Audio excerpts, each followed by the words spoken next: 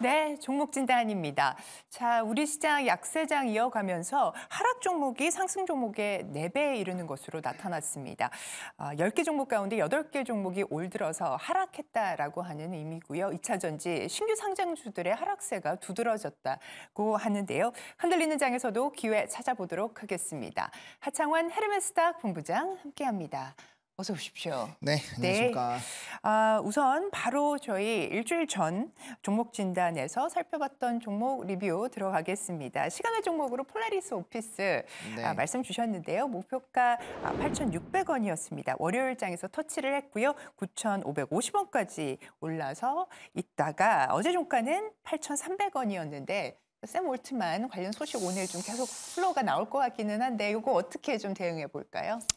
사실 오늘 세로 뉴스가 될 수도 있는데요. 네. 일단은 좀 저는 기대감을 개인적으로 가져보시면 좋을 것 같습니다. 일단 1차 목표가 부분을 말씀을 드릴 때 이제 월봉이랑 제가 주봉을 좀 보여드리면서 말씀을 드렸거든요. 네. 굉장히 오랜 기간 동안 뚫지 못했었던 라인을 뚫었죠. 이게 2013년도 라인을 뚫어버린 거거든요. 네. 그러니까 거의 10년 만에 이제 물량이 모이면서 이게 뚫어준 거기 때문에 뭐 충분히 모멘텀 부분에서는 좀 가져가 보셔도 좋을 것 같고, 특히나 이제 GPT 스토어에서 판매할 수 있는 그런 부분들과 이제 1억 명이 넘는 글로벌 가입자 수를 바탕으로 구독 경제화를 한다면 요 과정으로 본다면 이제 루닛이라는 회사가 네. 그런 루닛 인사이트의 이제 가입자 회사가 2,000개가 넘어가면서 이렇게 4분기마다 퀀텀 점프하는 걸로도 사실 주가가 굉장히 많이 올랐거든요. 네. 지금 뭐 여전히 미국장에서는 AI 쪽이 강하기 때문에 만약에 그러한 부분으로 계속 논리가 진행이 된다면 뭐 단기적인 물량 소화는 나올 수 있지만 뭐 추가적인 상승도 충분히 좀 노려보실 수 있지 않을까라고 보여주고 있고요. 중요한 거는 요 이제 상승갭 만들면서 급등이 나왔었던 부분인데 그 부분에서의 좀 조정 흐름들만 잘 판단해 보시면 좋지 않을까라고 정리 드리겠습니다. 그럼 목표가 좀 올려볼 수 있을까요? 네, 목표가 제가 이제 8,600원 말씀드리면서 2차로는 1,500원을 말씀을 드리긴 좋습니다. 했었거든요. 그래서 네. 지금 시점에서는 거기까지는 좀 2차로 보셔도 괜찮을 것 같고, 다만 제가 이제 강조드렸던 게 1차 목표가 도달하면은 절반 정도는 수익 실현을 반드시 좀 해주시자라고 말씀을 드렸기 때문에 부분 익절 이후에 그 나머지 물량들 보시면 좋을 것 같고, 또 강력한 조정이 나오면 그 익절 물량으로 다시 이렇게 포트를 다시 리밸런싱을 할 수 있기 때문에 항상 리스크 대비를 하실 수 있는 전략 포함하셔가지고 매매 전략을 세우시면 좋겠다라고 정리를 드리겠습니다. 네, 좋습니다. 금요일마다 저희 종목 진단 챙겨주고 계신 하 본부장님. 자, 어제 장에서 시간외에서 강하게 또 움직였던 종목들 특징주로 확인하시겠습니다. 시간의 특징주 하나하나 알아보겠습니다. 먼저 코센인데요. 투자사인 XRB의 바나듐 배터리가 세계 최대 성능을 인정받았다는 소식이 지수 호재로 작용하면서 상한가 마감을 했고요. 또 중국 정부가 증시 부양을 위해서 428조 원을 투입했다는 소식에 국내 상장 중국 기업인 골든센추리도 상한가 달성을 했습니다. 이어서 브리지텍은요. K뱅크의 IPO 기대감과 또 애플도 조만간 스마트폰에 생성형 AI를 적용한다는 기대감에 음성 AI 관련이 사업 부각받으면서 올랐습니다. 텔레필드는 장 마감 후 임시 주총에서 하늘 소재 과학으로 사명을 변경하고 또 반도체 관련 신사업으로 자금 확보 소식이 전해졌습니다. 마지막으로 핑거스토리 보겠습니다. 문화체육관광국의 K북 해외 시장 진출과 수출 경쟁력을 강화하기 위한 지원 사업 추진 소식이 전해지면서 시간외에서 3.29% 올랐습니다. 어제도 시간외에서 다양한 종목들이 올랐는데요. 어떤 종목 보면 좋을까요? 네, 시장 전체적으로 좀 약세면서 아무래도 중소형주 쪽에 관심이 좀 높은 것 같습니다. 지금 네. 시간의 종목 중에서는 어떤 종목 보면 좋을까요? 네, 저는 개인적으로 네. 좀 웹툰을 좋아해서 덕후시잖아요. 핑거 스토리를 좀 골랐는데요. 네. 일단은 뭐 위치적인 부담감도 좀 덜 한 것 같습니다. 왜냐면은 최근에 시장의 기조가 좀 안 올랐었던 부분에서 또 상승도 나오고 있는데, 이 핑거 스토리가 뭐 지난 11월에 한번 좀 급등이 나오고 또 한 2달 정도 쉬다가 이제 최근에 또 다시 한번 부각이 되고 있는 상황이거든요. 그래서 충분히 좀 매집도 일부 되어 있다라고 보여지고 있기 때문에 한 번의 상승으로 끝나기엔 좀 너무 아쉬운 자리가 아닌가라고 생각을 하고 있습니다. 그래서 일단 뭐 추가적인 상승 뭐 기술적으로 충분히 가능하다라고 보여지고 있고요. 일단 이 회사 같은 경우는 디지털 만화나 웹툰, 웹소설 등을 이제 콘텐츠로 유통하는 회사입니다. 그러면 이제 유통하는 회사면 콘텐츠에 대한 이런 업황이 어떻게 진행되는지가 굉장히 핵심인데 아시다시피 우리나라에서 이제 수출되는 웹툰 시장도 굉장히 좀 커지고 있는 상황이고 무엇보다 중요한 건 일본의 피코마에서 1위를 했습니다. 그 이제 애니 강국에서 웹툰을 1등을 했다는 거는 아마 좀 좋아하시는 분들은 다들 아실 거예요. 이게 얼마나 대단한 건지. 그리고 프랑스 웹툰의 성지죠. 네. 그런 쪽에서도 이제 지하철에 우리나라 웹툰이 막 이렇게 광고가 되어 있는 상황입니다. 그러니까 어마어마하다라는 얘기입니다. 그리고 사실 이제 과거와는 다르게 넷플릭스에서 우리나라 드라마들이 좀 순위 탑10에 많이 들어오는데 그런 것들 역시도 최근에 굉장히 핫한 뭐 내 남편과 결혼하죠 이런 것들도 네. 아시잖아요. 웹툰 기반으로 되는 거거든요. 굉장히 재밌죠. 그래서 그런 부분에서의 뭐 IP는 지금 뭐 무궁무진하게 남아있다라는 부분들 그리고 이 회사가 좀 자체적으로 무협 쪽과 이제 로맨스 쪽의 두 가지 남성향, 여성향에 대한 이런 웹툰 플랫폼을 가지고 있는데 가입자 수가 일단 굉장히 좀 잘 진행이 되고 있는 상황이고 또 하드 유저들이 있어요. 막 네. 결제 많이 해주는 그런 분들도 계속적으로 늘어나고 있다고 합니다. 그러면은 결과적으로 구독 경제화가 되면서 수익성 부분이 상당히 좀 긍정적일 수 있겠다라고 보시면 좋을 것 같고 일단 가입자 수는 100만을 넘은 상황이거든요. 그러니까 엄청나게 많은 사람들이 이제 소액 결제만 해도 좀 굉장히 강하고요. 그리고 이제 과거에 책방에서 소설책 좀 빌려보신 분도 아시는데 한 권당 막 1,000원, 뭐 500원 이랬었는데 네. 한 달에 2만 원 정도는 써야 되거든요. 그러니까 금액 자체가 상당히 좀 작지 않다라는 점.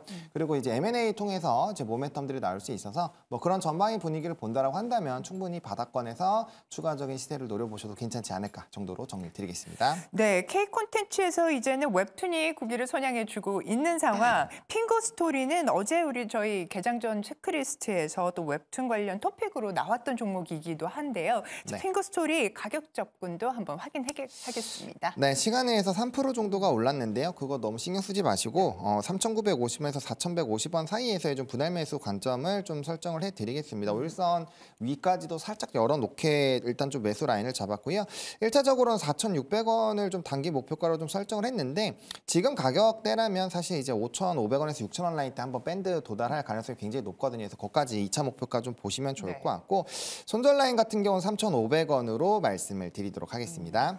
네, 핑거 스토리 목표가 4,600원 참고를 해봐 주시기 바랍니다. 오늘장 움직임도 기대가 되는데요. 자, 본격적인 실적 시즌입니다. 오늘 실적을 발표하는 기업들 확인을 해보셔야겠죠. 최선미 아나운서가 브리핑합니다. 오늘도 굵직굵직한 기업들 실적 발표가 예정되어 있는데요. 하나씩 만나보겠습니다. 먼저 2차 전지 대장주 LG에너지솔루션인데요. 매출액이 전년 동기 대비 6% 내린 8조 13억 원, 영업이익은 42% 올라서 3,300억 원 예고가 됐는데요. 4분기 영업이익이 시장의 기대치를 약 40%가량 하회하는 수준으로 전기차의 수요 둔화가 주된 이유로 꼽히고 있습니다. 이어서 현대모비스 보겠습니다. 매출액이 2% 오른 15조 3천억 원, 영업이익은 1.84% 오른 6,700억 원 예정이 됐는데요. 현대차, 기아의 실적 호조로 부품사인 현대모비스의 실적 개선도 크게 나타날 것으로 보고 있고요. 또 완성차 업체의 친환경차 생산이 확대되면서 부품 공급도 늘어난 결과로 보고 있습니다. 다음은 현대오토에버 보겠습니다. 매출액이 3% 오른 8,600억 원, 영업이익은 3% 내린 561억 원 예고가 됐는데요. 시장의 가이던스에 부합하는 수준으로 4분기 안정적인 실적 성장을 지속한 것으로 보고 있습니다. 이어서 다음 장 보겠습니다. 마지막으로 호텔 신라를 살펴볼 텐데요. 매출액이 전년 동기 대비 거의 19% 빠지면서 1조 500억 원, 영업이익은 흑자 전환할 것으로 보여지고 있지만 이 중국의 단체 관광 수요 회복이 더딘 상태로 시장의 기대치를 밑돌 것으로 전망하고 있습니다. 이렇게 오늘장 실적 발표 기업들 만나봤습니다. 네, 어제에 이어서 오늘도 굵직굵직한 기업들의 실적 발표가 예고되어 있는 상황입니다. 네. 고르기가 어려우셨을 것 같은데. 맞습니다. 그래서 일단은 자동차 쪽에 현대모비스를 네. 좀 선택을 했는데요. 아시다시피 이제 현대기아가 특히나 이제 기아가 실적이 굉장히 잘 나오면서 전거래일에 좀 상승을 견인을 좀 했었는데 네, 8%가 상승을. 네, 일단 제가 바라보고 있는 건 기아가 이제 실적 발표를 하면서 이제 EV 3, 4 라인에 대한 이런 수익 모델을 굉장히 확대를 하겠다라는 발언을 했는데 그거에 또 좀 나름대로 긍정적인 영향을 받는 회사가 이 현대모비스 회사이거든요. 그래서 그런 부분에서는 좀 나쁘지 않을 것 같고 또 가격적인 상황이 지금 굉장히 밑에 내려와 있는 상황이에요. 그러다 보니까 뭐 좀 약간 기간을 조금 넓게 보신다라고 한다면 현재 가격대에서 뭐 접근하시는 것은 크게 뭐 이렇게 리스크를 크게 감수하실 필요는 없기 때문에 좀 나쁘지 않다라고 보고 있고 일단 샤시를 좀 주로 하는 회사거든요. 네. 그러니까 차체를 기본으로 하는 회사이기 때문에 뭐 전기차로의 전환이 되든 안 되든 사실 큰 문제 없이 앞으로의 뭐 수익성 자체가 크게 뭐 나빠지지는 않는 그런 회사다라고 보시면 좋을 것 같습니다. 일단은 자동차에 대한 뭐 실적의 컨센이라든지 뭐 수량에 대한 항상 피크아웃 얘기가 요번에도 또 나오고 있지만 저는 또 그거를 부수는 뭔가가 나오지 않을까라고 생각을 하고 있거든요. 네. 물론 하반기로 봤을 땐 글로벌 전체 수요는 약간 좀 둔화가 되긴 했습니다만 뭐 약간 뭐 그래도 어느 정도의 좀 물량만 유지가 되더라도 부품주들이라든지 이런 쪽은 뭐 나름대로 좋은 실적 기조가 유지가 되지 않을까라고 보고 있고 일단 24년부터는 전동화 부분에 대한 매출이 좀 크게 늘어날 것으로 기대가 되고 있기 때문에 해당 시장이 좀 더 확장이 되면은 거기에 따른 좀 전체적인 매출 캐파가 높아질 수 있다라는 관점으로 보시면 좋을 것 같고 또 이제 이 좀 주요 계열사 외에 그런 수주가 또 다시 한번 돌아오는 기간이라고 하더라고요. 그래서 그런 물량들이 들어왔을 때 이전에도 한번 그 사이클이 왔을 때 수주 캐파가 상당히 좀 크게 나타났거든요. 네. 그러니까 그 부분이 붙어준다라고 한다면 뭐 수주라든지 이런 매출단에서도 충분히 좀 기대가 될 수 있을 것 같고 뭐 전반적으로 하반기로 넘어가면 갈수록 좀 좋은 얘기들이 나올 수 있는 상황이고요. 다만 이제 좀 불안한 점은 앞서 말씀드린 것처럼 전반적인 글로벌 완성차에 이런 수요 둔화가 나온다라고 한다면 당연히 업황이 좀 둔화가 될 수 있으니까 거기에 따른 좀 부담감이 나타날 수 있는데 저는 근데 좀 자동차 업종은 좀 상당히 억울하다라고 보고 네. 있거든요. 뭐 사상 최대 실적 계속 나오고 있고 자동차 판매량 제작력도 계속 늘어나고 있는데 시장에서는 항상 이렇게 피크아웃 얘기를 하고 있는 상황이어서 그런 부분에서 투심이 좀 일부 악화가 되는 부분이 있는데 이게 계속적으로 피크아웃이라고 하면 언젠가는 당연히 맞겠죠. 하지만 그래도 기업의 이런 펀더 자체와 이제 기본적 분석으로 진짜 본다라고 한다면 뭐 완성차 같은 경우 진짜 정말 매력적인 이런 PR 수준을 갖추고 있기 때문에 그런 훈풍들이 사실 부품주들도 같이 좀 연관을 줄 수 있다라고 보고 있어서 뭐 이 정도면은 사실 정말 맞을 만큼 맞은 게 아닌가라고 생각을 하고 있다고 좀 정리를 드리겠습니다. 네, 현대모비스 말씀을 주셨고 지금 현대모비스를 부품사로 볼 것이냐 아니면 말씀 주셨던 전동화나 자율주행 쪽과 관련해서 생각을 할 것이냐 이 부분도 좀 고민인 것 같긴 합니다. 그렇죠. 일단 지금은 뭐 이제 자동차 부품으로 보시긴 하는데 어쨌든 앞으로의 이런 전동화 부분이 붙어주는 거니까 뭐 해당 부분이 붙어주는 거에서는 사실 어떻게 보면 성장 모멘텀이 남아있다라고 볼 수가 있거든요. 그러니까 저는 뭐 긍정적으로 바라보고 있고요. 뭐 두 개 중에 꼭 하나로만 보실 필요는 없지 않을까라고 생각을 하고 있습니다. 네, 가격 전략 확인하겠습니다. 네, 가격은 뭐 주가가 워낙 많이 눌려 있는 상황이어서요. 그럼에도 불구하고 19만 5천 원에서 20만 5천 원까지 좀 분할 매수 관점으로 보시면 좋을 것 같고 최근에 좀 바닥권에서 말아 올리고는 있는데 적어도 이렇게 바닥권에서 말아 올릴 때는 20선 자체가 돌파가 되지 않으면 사실 추세적으로 좀 바뀐다라고 보기는 좀 어렵습니다. 그래서 매수 밴드는 오히려 저점을 더 깰 수도 있다라는 것까지 감안해서 조금 더 보수적으로 잡았고요.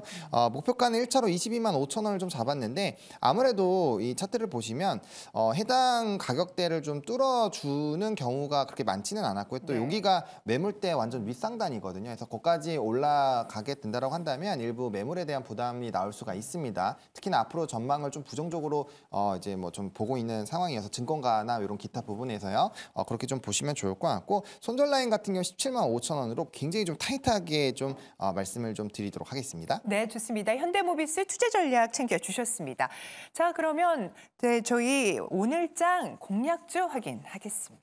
네, 잉그로드랩을 조금 다시 들고 왔는데요. 아시다시피 제가 작년부터 정말 색조 OEM 쪽을 많이 강조를 드렸는데 뭐 그럼에도 불구하고 요 4대장들 제가 이제 코스메카 코리아, 잉그로드랩, CNC 인터내셔널, 아이패밀리 SC 요 네 가지 종목을 계속 말씀을 드리고 있는데 아이패밀리 SC가 전거래에 또 이제 고가를 또 갱신을 했어요. 그래서 아마 단기간은 또 실적 넘버를 좀 중요시하게 본다라고 한다면 뭐 변압기 쪽도 많이 말씀드리긴 했는데 그쪽도 지금 HD 현대일렉트릭 10만 원 넘었죠. 제가 이전에도 앞자리가 바뀔 거다라고 말씀을 드렸는데 어쨌든 그런 부분에서 실적이 조금 찍히는 쪽에서의 기대감은 여전히 좀 상존하지 않을까라고 보고 있습니다. 그래서 뭐 이런 이 색조에 대한 성장성을 보신다라고 한다면 충분히 좀 매력적이고 좀 포인트는 선케어 시장 미국 쪽에서 좀 중요하게 보시면 좋을 것 같고 실적 베이스로 가는 기업이다라고 정리를 드리겠습니다.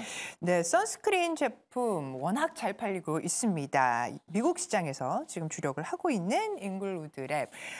그럼 바로 가격 전략 확인하겠습니다. 네, 가격 전략 같은 경우는 14,800원에서 15,200원 사이에서 분할 매수로 보시면 좋을 것 같고 목표가는 17,000원을 보고 있고요. 손절 라인은 13,200원을 말씀을 드릴 텐데 요거는 꼭 지켜주셔야 됩니다. 왜냐하면 저점에서 많이 올라왔습니다. 네. 그래서 지금 상승 추세에 달리는 호랑이 위에 타는 거기 때문에 일정 라인이 깨지게 됐으면 반드시 좀 정리를 하신다라는 관점으로 접근하셔야 된다는 좀 강조를 드리겠습니다. 네, 좋습니다. 지금 잉글우드랩 가격 전략 꼼꼼하게 짚어주셨는데요. 한번 참고로 해봐 주시고요. 오늘 종목 챙겨주신 하창원 본부장님 늘 시간이 아쉽습니다. 오늘 말씀 대단히 감사합니다. 네, 감사합니다.